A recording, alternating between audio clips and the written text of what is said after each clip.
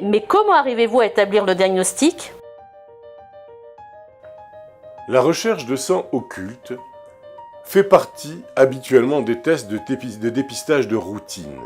Ce test nécessite que vous donniez un échantillon de sel dans lequel on recherche le sang occulte.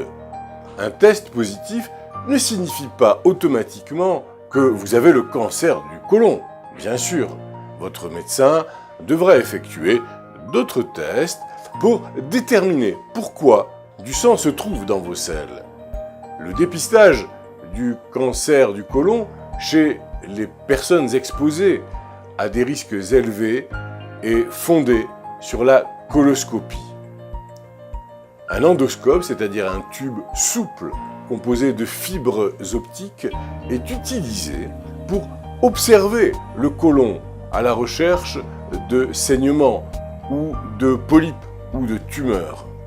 Si des excroissances sont décelées, le médecin prélève un échantillon de tissu, c'est-à-dire il va faire une biopsie. Par contre, il pourrait également extraire ou détruire complètement un polype pendant l'intervention. L'examen n'est pas douloureux, même s'il peut être légèrement désagréable. Alors, existe-t-il un traitement efficace?